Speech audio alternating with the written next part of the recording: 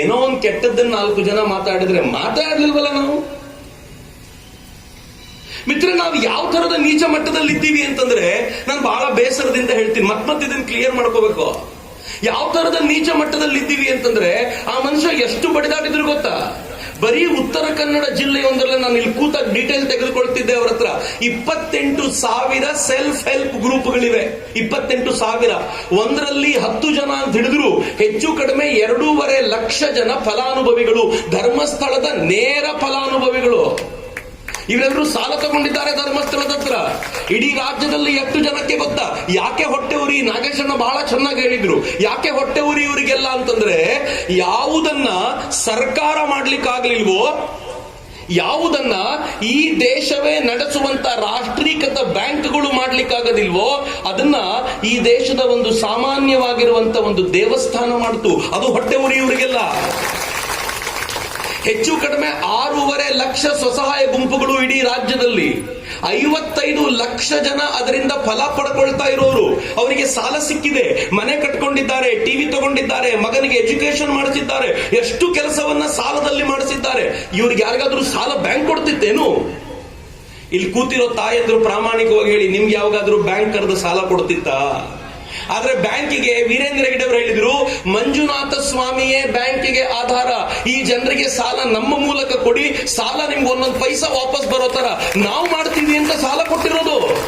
ಎಷ್ಟು ಸಾಲ? 1.25 ಲಕ್ಷ ಕೋಟಿ ರೂಪಾಯಿ ಸಾಲ.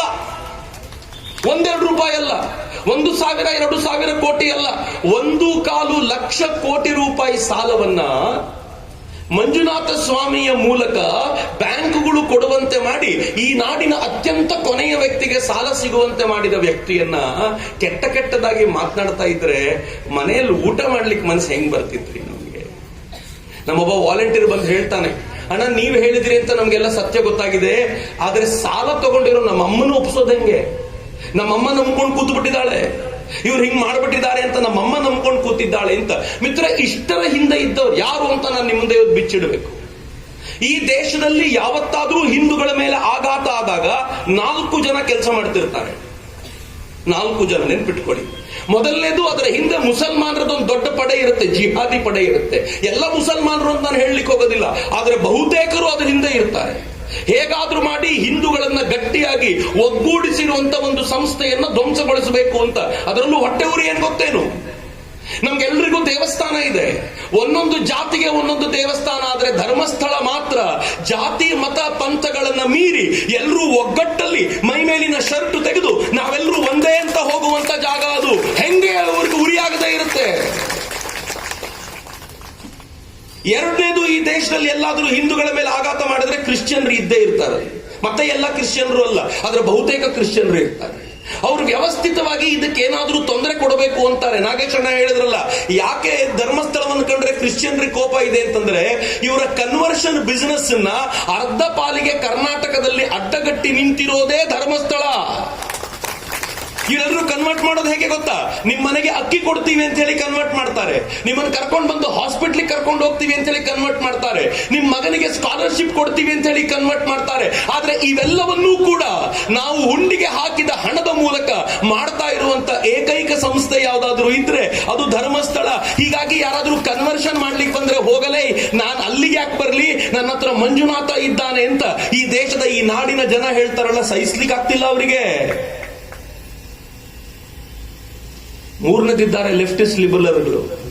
ಈ ಲಿಬರಲ್ಗಳು ಹೆಂಗಿದ್ದಾರೆ ಗೊತ್ತಾ?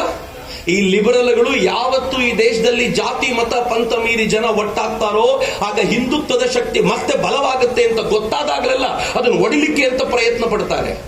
4ನೇ ಶಕ್ತಿ ಯಾವುದು ಅಂತ ಯೋಚನೆ ಮಾಡ್ತಿದ್ದೀರೇನು? ಸ್ವತಃ ಕಾಂಗ್ರೆಸ್.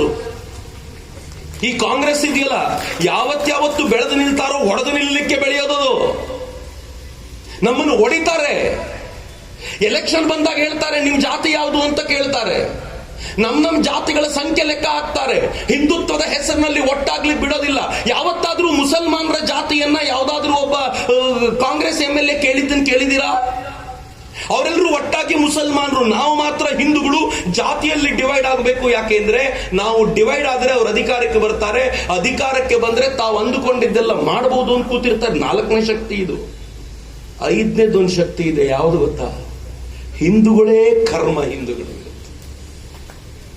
ನಾವು ಎಂಥ ನಿರ್ಭಾವುಕ ಜೀವಿಗಳು ಅಂತಂದ್ರೆ, ನಮ್ಮ ಹೆಗಲ ಮೇಲೆ ಬಂದೂಕಿಟ್ಟು ಅವ್ರು ನಮ್ದೇ ಜನರನ್ನು ಹೊಡಿತಿರ್ತಾರೆ, ನಾವು ಹೆಗಲು ಕೊಡ್ತೀವಿ, ಇಡು ಬಲವಾಗಿಡು, ಏನು ಹೆದರ್ಕೋಬೇಡ, ನಾನ್ ಮಾತ್ರ ಅಲ್ಗಾಡೋದಿಲ್ಲ ಅಂತ ಬಲವಾಗಿ ನಿಂತಿರ್ತೀವಿ. ಅವ್ರು ಯಾರನ್ನು ಶೂಟ್ ಮಾಡೋದು? ನಮ್ದೇ ಜನರನ್ನ.